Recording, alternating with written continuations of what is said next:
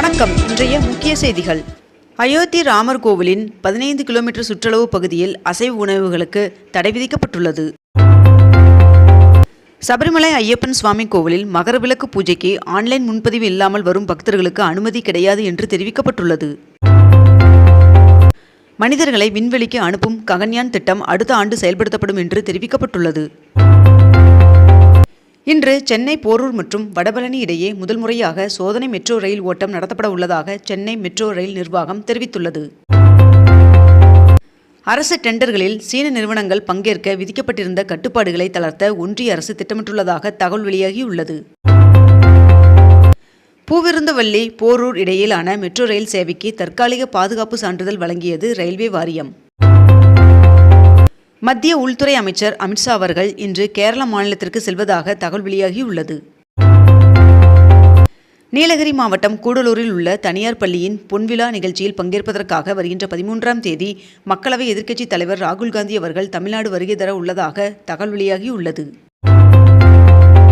பயணிகளிடம் சோதனை நடத்த சென்னை விமான நிலையத்தில் புதிய கேமரா அறிமுகம் செய்யப்பட்டுள்ளதாக தகவல் தெரிவிக்கப்பட்டுள்ளது.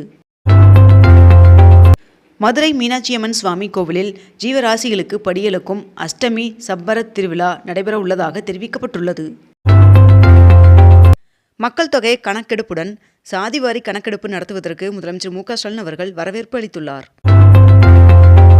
இந்தியாவில் பெண்களுக்கான சிறந்த நகரங்கள் என்ற பட்டியலில் தேசிய அளவில் சென்னை 2வது இடமும் கோவை 10வது இடமும் பிடித்து சாதனை படைத்துள்ளதாக தகவல் வெளியாகியுள்ளது.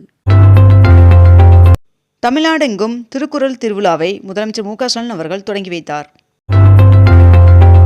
கொளத்தூர் சட்டமன்ற தொகுதி அலுவலகத்தில் முதலமைச்சர் மு.க.ஸ்டாலின் அவர்கள் பொதுமக்களுடன் பொங்கல் கொண்டாடினார்.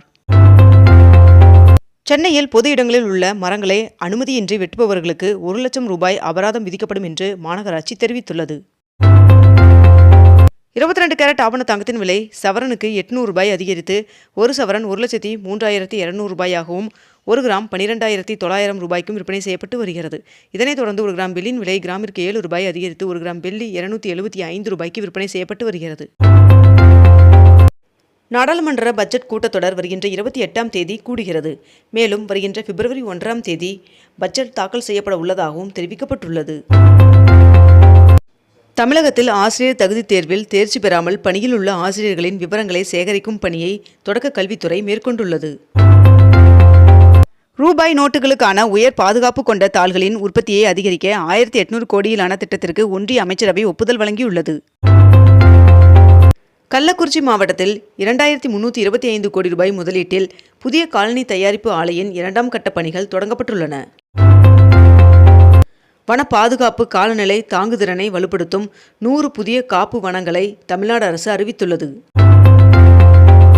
பாமக சார்பில் போட்டியிட இதுவரை 2045 பேர் விருப்ப மனுக்கள் தாக்கல் செய்துள்ளனர் என்று பாமக நிறுவனர் ராமதாஸ் அவர்கள் தெரிவித்துள்ளார். திருச்செந்தூர் முருகன் சுவாமி கோவில் வருகின்ற ஜனவரி 15ஆம் தேதி தைப்பொங்கல் அன்று அதிகாலை 1 மணிக்கு நடை திறக்கப்பட உள்ளதாக தகவல் தெரிவிக்கப்பட்டுள்ளது. 98வது ஆஸ்கர் விருதில் சிறந்த படத்திற்கான பட்டியலில் டூரிஸ்ட் ஃபேமிலி திரைப்படம் தேர்வாகியுள்ளது. பொங்கல் பண்டிகையை முன்னிட்டு பயணிகள் வசதிக்காக கூடுதலாக மேற்கண்ட இந்த 4 சிறப்பு ரயில்களை தெற்கு ரயில்வே அறிவித்துள்ளது. திருப்பதி ஏழுமலையான் சுவாமி கோவிலில் வருகின்ற 25ஆம் தேதி ரத சப்தமி நடக்க உள்ளது. இதனையொட்டி அன்றைய தினம் அர்ஜித சேவை சிறப்பு தரிசனங்கள் ரத்து செய்யப்பட்டுள்ளது. தமிழ்நாட்டில் வரைவு வாக்காளர் பட்டியல் வெளியிட்ட பின் இதுவரை 12,27,321 பேர் பெயர் சேர்க்க மற்றும் நீக்க விண்ணப்பித்துள்ளனர் என்று தெரிவிக்கப்பட்டுள்ளது. கொடைக்கானலில் ரோப்கார் திட்டம் குறித்து அதிகாரிகள் மற்றும் தொழில்நுட்ப குழுவினர் ஆய்வு மேற்கொண்டுள்ளனர். ஈரோடு சந்தையில் மஞ்சள் விலை குவிண்டாலுக்கு 500 ரூபாய் அதிகரித்து 16,500 விற்பனையானது. மாமல்லபுரத்தில் 90 கோடி ரூபாய் மதிப்பீட்டில் நவீன பேருந்து நிலையம் அமைக்கும் பணி தீவிரமாக நடைபெற்று வருகிறது. மேலும் இப்பணி ஜூலை மாதத்திற்குள் முடிக்கப்படும் என்று தகவல் தெரிவிக்கப்பட்டுள்ளது. சூறைக்காற்று மற்றும் புயல் எச்சரிக்கையின் காரணமாக நாகப்பட்டினம் மீனவர்கள் கடலுக்கு செல்லவில்லை. தமிழ்நாடு அரசின் உறுதியளிக்கப்பட்ட ஓய்வூதிய திட்டத்திற்கான அரசாணை 2 வாரங்களில் வெளியிடப்படும் என்று அரசு தெரிவித்துள்ளது. உங்கள் கனவே சொல்லுங்கள் திட்டத்தை முதலமைச்சர் மு.க.ஸ்டாலின் அவர்கள் தொடங்கி வைத்துள்ளார். பொங்கல் பண்டிகையை முன்னிட்டு மதுரை அவனியாபுரத்தில் வருகின்ற 15ஆம் தேதியும், பாலமேட்டில் 16ஆம் தேதியும், அலங்காநல்லூரில் 17ஆம் தேதியும் ஜல்லிக்கட்டு போட்டி நடைபெற உள்ளது. சென்னை மெரினா கடற்கரையில் 300 கடைகளுக்கு மட்டுமே அனுமதி வழங்க சென்னை மாநகராட்சிக்கு ஹைகோர்ட் உத்தரவிட்டுள்ளது. தமிழகத்தில் புகையில்லா போகி பண்டிகையை கொண்டாட பொதுமக்களுக்கு தமிழ்நாடு மாசு கட்டுப்பாட்டு வாரியம் வேண்டுகோள் விடுத்துள்ளது.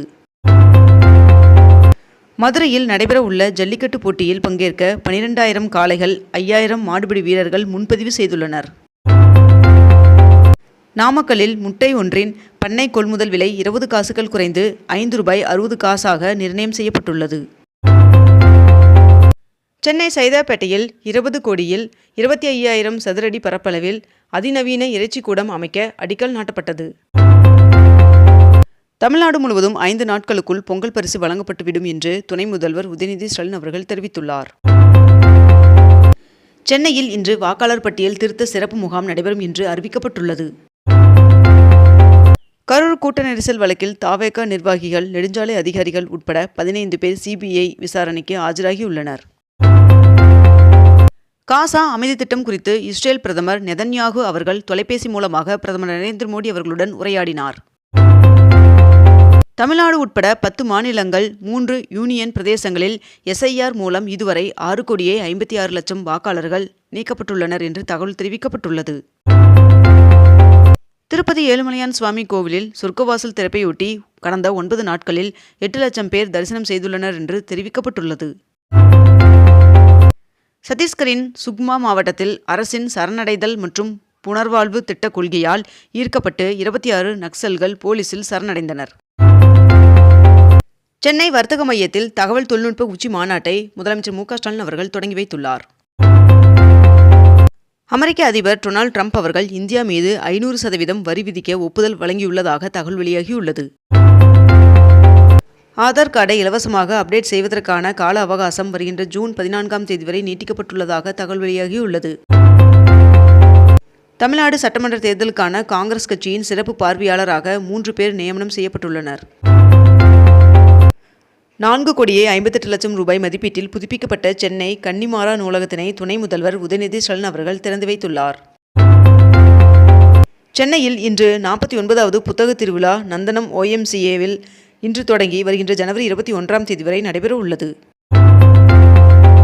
ஸ்ரீஹரிகோட்டாவில் வருகின்ற ஜனவரி 12ஆம் தேதி செயற்கைக்கோள் விண்ணில் ஏவப்பட உள்ளதை தொடர்ந்து திருவள்ளூர் மாவட்ட பழவேற்காடு மீனவர்கள் ஜனவரி 12ஆம் தேதி கடலுக்கு செல்ல தடை விதிக்கப்பட்டுள்ளது. இத்துடன் இன்றைய தலைப்புச் செய்திகள் நிறைவடைகின்றன. மேலும் இதுபோன்ற அண்மை தகவல்களை உடனுக்குடன் தெரிந்து கொள்ள அக்னிபூ சேனலை சப்ஸ்கிரைப் செய்து கொண்டு தொடர்ந்து இணைந்திருங்கள். நன்றி, வணக்கம்.